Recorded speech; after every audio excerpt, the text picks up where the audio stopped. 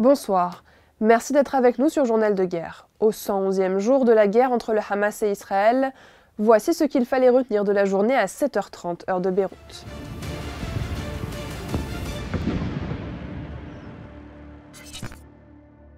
Tout d'abord, un point sur la situation à la frontière libano-israélienne. Des raids israéliens ont visé Tell Harfa, Labboune, Taïché et Al-Mashab ainsi que Dheira tôt ce matin. Ces deux derniers villages ont également été visés par du phosphore blanc. L'armée israélienne a justifié ces raids par les soupçons d'une infiltration de 3 personnes dans la colonie de Hanita. Les abords de Al-Bazourieh dans la région de Tyr et plusieurs localités de la région de Jezin ont aussi été visées.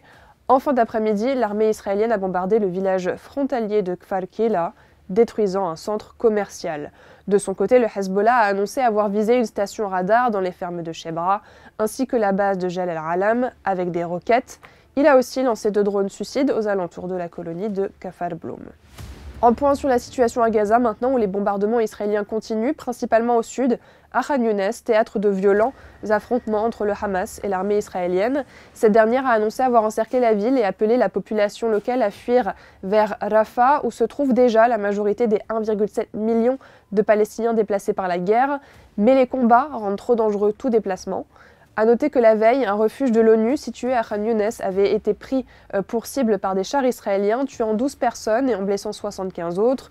Une attaque condamnée par le chef de l'UNRWA qui a affirmé que le centre d'accueil était pourtant, je cite, clairement identifié et que ses coordonnées avaient été, je cite, partagées avec les autorités israéliennes. Le ministère de la Santé du Hamas a de son côté accusé Israël jeudi d'avoir tué 20 personnes à la sortie de la ville de Gaza, alors qu'elles attendaient pour recevoir de l'aide humanitaire.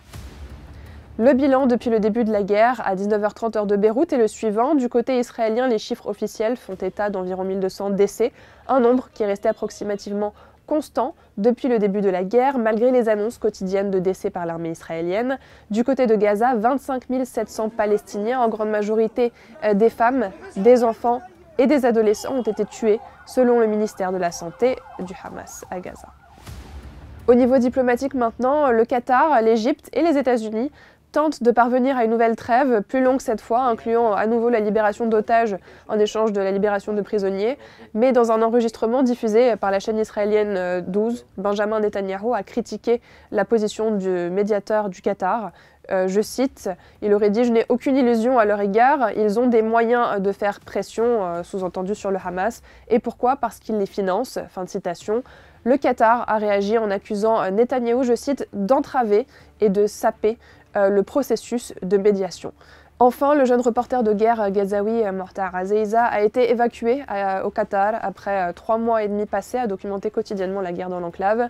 Il y a retrouvé le reporter gazaoui Wael Al-Dahdo, évacué au Qatar également.